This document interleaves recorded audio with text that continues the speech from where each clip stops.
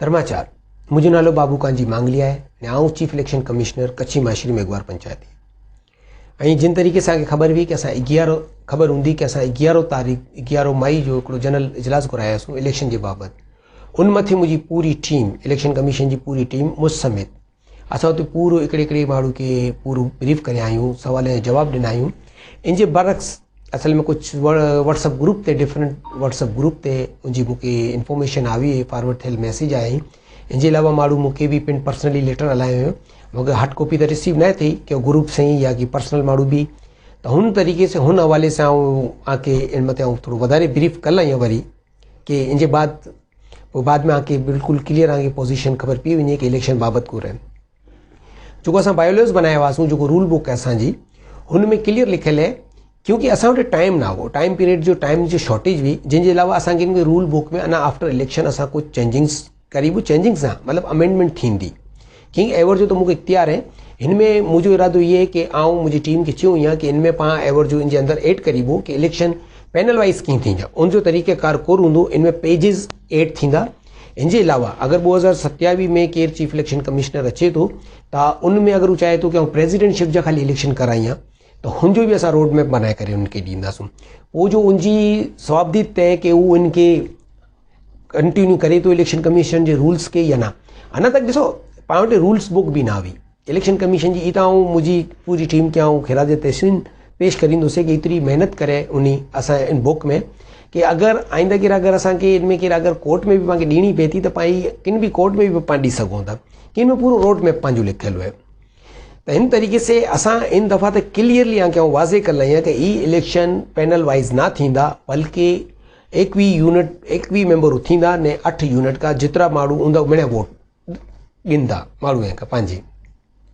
सही है ने यूनिट आके खबर है कि यूनिट असां किन भी यूनिट की जो पिछलो पंहिंजो चीफ इलेक्शन कमिश्नर हुआ जनाब लक्ष्मण मूराज बगड़ा साहब नी, उनमें जो उन एरिया नॉमिनेट करियो हो लिखियो हो वो जो असां एरिया लिखिया आहियूं असां कीअं चेंज न करियासूं।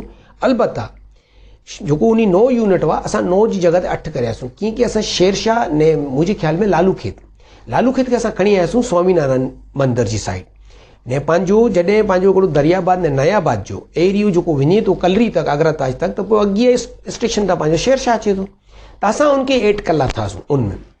मगर आऊँ लक्ष्मण मूरत बगड़ा भाई ने शुक्रगुजार थैंक्स करींदुसि कि उन हिकिड़ी चीज़ पॉइंट आउट करियो जो मूं ते पुॼे मुझे इलेक्शन कमीशन जा मेंबरान सां बाक़ाइदा उन मथे डिबेट करियासीं।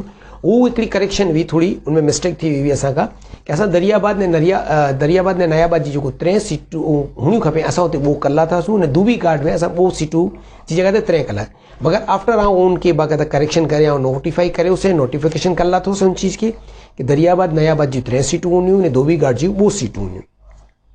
ये तो इनकी वाज़े पोजीशन थी। हाँ वोटर्स ही नेरे गिनो कि ही इलेक्शन पहले मुझे बाकायदा होते असांजे इजलास के अंदर भी प्रेम ठोटिया साहब ने एक क्लियर इन सवाल के जवाब में मुझे याद है कि उन्हें चयो हो कि ई इलेक्शन मैयत समेत ही अने था थियनि ना ही उनके मेंबरनि जा थींदा। ही कच्छी माहेश्वरी मेघवार पंचायत के इलेक्शन आहिनि। आऊं भी इन ॻाल्हि जी तायद करींदुसि केर भी माहेश्वरी इन ॻाल्हि जी तायद कईंदो कि ये इलेक्शन कच्छी माहेश्वरी मेघवार पंचायत जा थी रहा है।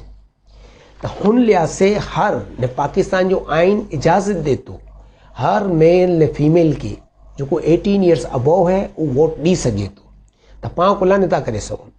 तो हिन में असां बाइयों के भी ॾिना आहियूं जो बाइयूं अगर शादीशुदा आहिनि कुंवारियूं हुई वो इलेक्शन लड़ी भी सघनि थियूं, वोट पंहिंजो ॾी सघनि थियूं। इलेक्शन वारे ॾींहुं आउं नथो चाहियां कि भाई ना अचे, भाई पाकिस्तान के अंदर भी इलेक्शन थिए उनमें अड़ा एरिया आहिनि जिते वोट ख़वातीन के वोट नथा विझण ॾियनि, उते आज़ादी न। तो पाँ कुला पाँ तो कराची जहिड़े शहर में रहूं था, मेगा सिटी में रहूं था, तो पाँ कुला इतने पाबंदी लगायूं किन मथे उन दिल थिए तो आऊँ ही चाह तो अगर उनमें से पंजाब आयूं भी अगर केर वोट ॾेई लावियूं ना तो पंहिंजी जीत है इलेक्शन कमीशन जी ना पाँ मिड़ी जीत है। पाँ वसी सोचे रहा आहियूं कि अॻियां आया हाणे क्योंकि सोशल मीडिया दौर है 2005 जो टाइम हले तो वो टाइम निकिरी वियो जो पंहिंजा वडील हुआ वो गुजराती तक हुआ एवोर जो वहाँ वटि मोबाइल है कि पूरी दुनिया जे हथ में टेक्नोलॉजी लेटेस्ट टेक्नोलॉजी मथे पाँ हलूं था। पाँ अड़ी ॻाल्हियूं करियूं कि भाई फीमेल खुला वोट ॾींदी त अहिड़ो न आहे। फीमेल मोटरसाइकिलूं भी हलाए थी, सऊदी अरब में भी उनके परमिशन हर चीज़ करे थी। सही है, तो पाँ भी इन चीज़ की रखी करे ने वो मेल फीमेल ने वोटर जी इली चीज़ मत सवाल आया ही कि भाई परमानेंट ने लोकल एड्रेस जिन वोटर जो परमानेंट ने लोकल एड्रेस जे CMP 8 हल्के में हूंदो हू वोट ॾे जो एलिजिबल आहे। इन जे अलावा अगरि उनजो भले हू समिति भरे थो या नथो भरे, अगरि उनजो इलाइक़े ॿोए परमानेंट ने लोकल में न आहे त हू वोट नथो ॾेई सघे। ही क्लियर ॻाल्हि लिखे ॾिनो या सम्झी वञो कि भई अगरि किन माण्हू जो हिकिड़ी वोटर जो अगरि उहो हल्के में उनजो अचे थो एड्रेस परमानेंट बि अचे थो नहीं, जी मुंहिंजो आहे फर्ज़ करियो चीफ इलेक्शन कमिश्नर नहीं आहे न आउं वोटर ई आहियां, त आउं हुते जिना अस्पताल में रहां थो, मगर जिना अस्पताल में मुंहिंजो वोट अञा तक न आहे, ना मुंहिंजो एड्रेस थियो चवनि कि मुंहिंजो परमानेंट एड्रेस वावड़ी जो आहे न लोकल एड्रेस ली मार्केट जो आहे। हाणे इलेक्शन कमीशन एतिरो त फैसिलिटी ॾिने कि उन वोटर मथे रखे कि भई तो जब वो हल्के में अचे तूं तुंहिंजी मर्ज़ी तूं किथे बि वोट ॾियणु चाहिए थो। त इलेक्शन कमीशन ही चए अगरि उन माण्हू जो लोकल ने परमानेंट एड्रेस अलॻि अलॻि यूनिट्स या हल्के में अचे थो त हू वोट उनजी मर्ज़ी मथे आहे हू किथे ॾियणु चाहे थो, मगर ॾींदो हिकिड़ो वोट। ही क्लियर थी वई ॻाल्हि हांजी सही आहे न। ॿी इलाही माण्हू चऊं कि भई वोट कीअं ॾींदा माण्हू, त हुन लाइ सीधो सिंपल तरीक़ो, हिन में कहिड़ी रॉकेट साइंस थोरी आहे। भई हिकिड़ो बैलेट पेपर हूंदो, उन मथे हर कैंडिडेट जो निशान हूंदो। भई पैनल वाइज़ उथी वेंदा, हलो सम्झी वियोसीं पैनल वाइज़ उथी वेंदा, भई चालीह निशान हूंदा, उहो कीअं ख़बर। असां वोटर जी आसानी लाइ करे पिक्चर लॻाईंदासीं, पिक्चर पहिरियों उनजो संबल लॻाईंदासीं कि निशान लॻाईंदासीं इंतख़ाबी निशान जो कि ही माण्हू है, उनजे सामने नंबर हूंदो। अगरि कुंभारवाड़ी में 4 सीटूं आहिनि, वावड़ी में 3 सीटूं आहिनि, दुबीघाट में 2, मिसाल जे तौर ते सामीना मंदर में हिकिड़ी सीट है, त ई उते हूंदो। अगरि जिन एरिए में 4 ई त उते वोटर 4 वोट ॾींदा। 3 जिते हूंदा यूनिट त उते 3 वोट ॾींदा, 2 हूंदा त उते 2 ॾींदा। हिकिड़ो वोट हिकिड़ो एरिए में हिकिड़ो हूंदो त हिकिड़ो, जेतिरी सीटूं हूंदियूं एतिरा वोट ॾींदा वोटर। न क्वांटिटी जी काउंटिंग असां हुन रूल बुक में लिखिया आहियूं, हिकिड़े खां करीब 4 तक, भले 2 कैंडिडेट उथिया हुआ उन एरिए खां, अगरि 4 जेको जिनजा वधारे वोट हूंदा उहो जिदो पैनल में वहे या सिंगल में वहे, इंजी की न सही आहे न। असांखे जेको मिड़ी खां वधारे परेशानी ने जेको हू जेको थिए थी न हल्का वाइज़ नहीं, कि इलाही माण्हू चवनि था कि यार वोटर लिस्टूं खुला नहीं, वोटर लिस्टूं बनाणियूं खपनि। त पाण उनखे ही चवणु चाहींदुसि कि हुकूमत पाकिस्तान जॾहिं मरदमशुमारी कराए थी न, त हू मरदमशुमारी महकमा शुमारियात का कराए न पोइ जो इलेक्शन कमीशन खे ॾिए थी। इलेक्शन कमीशन त हिते कच्छी माइशरी मेघवार पंचायत जो कमु है कि पाण सेंसस करायूं पंहिंजो हर 5 साल जे असां रूल बुक में क्लियर लिखियल आहे कि हर 5 साल जे बाद पाण खे हिकिड़ो सेंसस कराइणो खपे पंहिंजो। इन उते सवाल बि थियो हो, मूंखे ख़्याल में आनंद मांगलिया साहब ने हिकिड़ो सवाल करियो कि भई सेंसस असां वटि वरू सेंसस जो फ़ाइदो कीअं न, कीअं 2.5 साल पुराणो सेंसस आहे न, उनमें ते 65 कम थियल हुयो, 65% या 70 बकौल उन जी कि उन असां कराया हुआसीं, मगर उहो न थी सघियो कमु, त हुन मथे बि फ़ाइदो कीअं न। त हाणे सेंसस जी अदम दस्तियाबी जी वजह से असांखे मजबूरन पंहिंजे हिसाब से उन चीफ इलेक्शन कमिश्नर जे असांखे रूल उखड़ना पिया हल्का में असां कीअं चेंज न करियासीं। त आउं वरी चवंदुसि मरदमशुमारी कराइणो कच्छी माइशरी मेघवार पंचायत जो कमु है, इलेक्शन कमीशन जो कमु न आहे। इलेक्शन कमीशन वटि अगरि डिटेल हूंदी त उहो लिस्टूं बनाए करे कैंडिडेट खे प्रोवाइड करींदो। ने हिकिड़ो ॿियो बि सवाल हो कि नॉमिनेशन फॉर्म मथे कि भई कहिड़ो माण्हू अगरि गिल्टी है या को रहे त असां नॉमिनेशन फॉर्म मथे बाक़ाइदा 4 बाक़ाइदा मथे लिखियल ठाहियूं चीजूं, 3-4 चीजूं कि भई डिफॉल्टर ना हुए CMP जो, उन मथे की सज़ा आफ्ता ना हुए CMP जो, ना कि वो पाकिस्तान जी किन कोर्ट का उनके सज़ा आफ्ता हुए उनजो अगरि तॾहिं डिस्क्वालीफाई थिए थो ने बाक़ाइदा उन मथे फॉर्म मथे कच्छी माइशरी मेघवार जेको केयरटेकर कैबिनेट वठी है वो बाक़ाइदा साइन करींदी, उनजो डेजिग्नेशन लिखींदी विद स्टैम्प करींदी कि भई डिफॉल्टर है या जो कच्छी माइशरी मेघवार पंचायत में जो केस हले थो।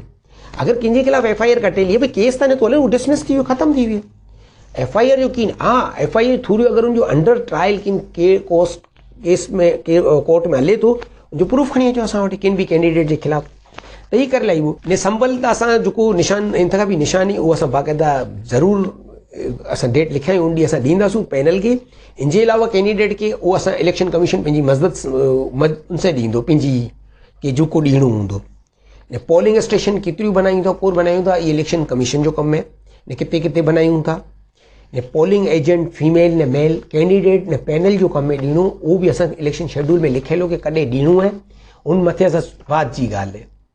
ने आउं हिकिड़ी ॻाल्हि क्लियर थियां कि हाणे 2025 इलेक्शन कच्छी माइशरी मेघवार पंचायत में हिकिड़ी नई तारीख़ रक़म करींदा ऐं इलेक्शन पोलिंग वारे ॾींहुं जिन ॾींहुं हूंदो उन ॾींहुं बाक़ाइदा ऐं पिंड वाकई में तारीफ़ करींदा कि यार वाकई में इलेक्शन प्रॉपर तरीक़े से थी विया आहिनि।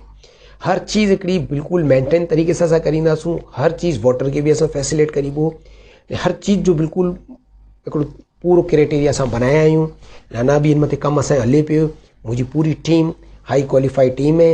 इन जे अलावा जेको असां प्रेज़िडिंग ऑफिसर खणूं था, असां जेको पंहिंजा वॉलंटियर्स खणंदासूं, उहो बि हिकिड़ी चीज़ हर चीज़ जो हिकिड़ी असां बिल्कुलु प्रॉपर रखींदासूं। ऐं बि असांजी तारीफ़ कंदा आहिनि, ॾाढा धणी मां तंग ॾाढा करींदो। ऐं त चाहियां थो कि भई माण्हू वोट इलेक्शन में हिसो गिने, फॉर्म भरिए, जेतिरा वधारे फॉर्म भरंदा एतिरो माण्हू खे मज़ो अची वेंदो। इहे इलेक्शन इलाही ज़बरदस्त हूंदा कि अहिड़ो साल जो पहिली दफ़ा थियो आहे, न मेल फीमेल ॾींदा, माण्हू जी पंहिंजी बि वैल्यू ख़बर पवंदी कि मुंहिंजी केतिरी वैल्यू आहे। ने ई ॾींहुं भुली वञो कि पाण ज़ात भाई ते कि अगरि मांगली हुई त मांगलीअ वोट ॾींदा या देड़ा आहे त देड़ो, त अहिड़ो न हूंदो। पंहिंजी क़ाबिलियत ते, पंहिंजी कारकर्दगी ते हर माण्हू जो पंहिंजो विज़न आहे। ऐं आउं हथु जोड़े मिड़ी कैंडिडेट खे चवां थो कि भई इलेक्शन मुहिम करियो, पंहिंजी जेको बि आहे कहिड़ा बि इख़्तिलाफ़ात आहिनि इलेक्शन में मिणे, जमहूरियत जो हुसन है, इख़्तिलाफ़ात मिली वें था ऐं कंपेनिंग करियो कहिड़े बि तरीक़े से। मगर हिकिड़ी चीज़ यादि रखिजांइ, कंहिंजे फैमिली मैटर्स के या ज़ातियत ते ना वेंजा, हू उन चीज़ मथे ना करियो। बाक़ी जेको बि आहे, जेको करिणो आहे, भई जेको बि चोर है उहो मिणे करियो, मगर ज़ातियत घरेलू किन जी बि ऐं छेड़छाड़ी या घर ते न आहे वञिणो आहे। अगरि ही वेंदा त पोइ इलेक्शन कमीशन हिन मथे बिल्कुलु सख़्तु एक्शन खणंदो। सही आहे।